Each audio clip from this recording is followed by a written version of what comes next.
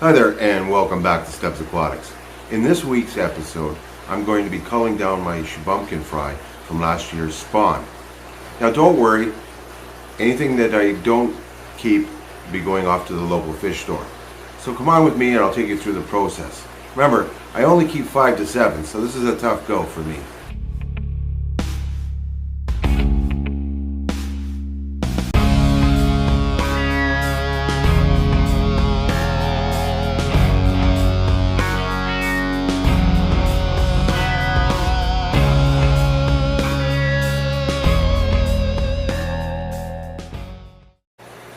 Welcome to Culling 101. Now, as I stated before, all the culls that I make with these guys will all go to the local fish store to be sold as Shubunkins. I will keep 5 to 7 if I can keep myself down to that.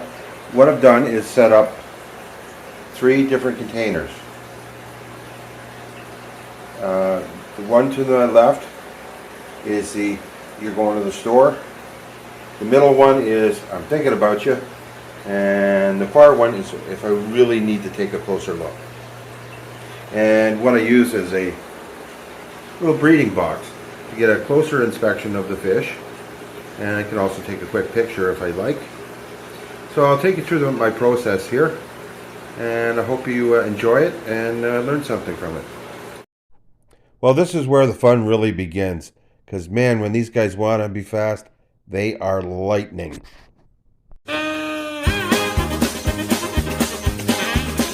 In the upper left-hand side, you can see the broodstock that I'm currently using. I only have 2 or 3 active breeding females right now. So I'll be hopefully including the year before's fry, which you can currently see now. I believe that there's at least 2 females that will be able to breed this year. This guy here is probably one of my favorite fry. I'm going to get some more red out of this one. The blue is just, my camera's not doing it justice. And the fact that I just caught it, so it's bleached out a little bit. But the fins are just bang on. They're nice and long. They've got some black tips to them just to give you that extra little pop value. So this one will definitely be staying. And the black on the end of its nose, yeah, this is going to be a definite keeper. Now this little guy here is really small, but it's got some beautiful blues in it. I think the red's going to start coming out in this, and it's got really long, nice fins. So even though it's so tiny, I think it's going to stay around. It's still up in the air, but it'll definitely make it to the top 10. Now this guy here, I do like the blues. Would have liked to have seen a little bit more red in them, but the blacks are going to be nice. The white is going to be good inside there. I like the length of the tail. It's going to have, that's only going to grow and intensify. And the blue is what's really attracting me to this guy. So definitely will go into the group of 10 that I have to call down to a further 5 to 7. Now if we take this one here, it's basically a no-brainer. The red is only going to intensify, I think. It's got some pretty good markings. I would have liked to have seen some blue in it, but it's going to stay around for at least another year or 2. Now take this guy for example. Nice long tail. Colors aren't that brilliant. They are going to sharpen up a bit, but just doesn't have enough distinct pattern for me. Now, much like koi, I like to look at the Shubunkins from above, because they're going to be in the pond for most of the summer anyways. So I want to see what they're going to look like. So I'm going to basically follow the same rule as you would with koi. And these ones here have nice patterns. The blue is starting to come out very nice. Yeah, I'm liking what I'm seeing so far. It's going to be really hard to keep it down to 5 to 7. I don't think I'll be able to do it.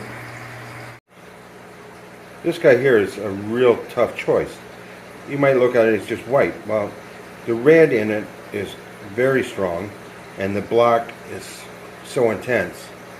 It just doesn't have an equal pattern, so I don't think this one's going to make the grade, though it does have everything else. That white is really clean. Now this is where it gets tough. The blues aren't showing up real great in this. If I had a white bowl, they'd be showing up a lot more intensified. I know you're probably saying, why do I have to pick now? Why can't it wait another few months? Well, these other fish need to go off to the fish store or a local fish store, and it's a tough decision. But again, I really got to limit myself. I just don't have the room to keep that many and grow that many, because I want to keep at least 5 for future spawn development, and I'm trying to build a more of a blue color. Well, I didn't get down to 5 to 7. I kept one over top of that, but I'm pretty happy with these ones here. In another couple months, they'll go out to the pond and they'll stay there until the fall, at which point I'll make another cut, and I will definitely keep it down to 4 or 5. Well, I hope everyone's enjoyed. Take care, everyone. See you on the next video. Bye for now.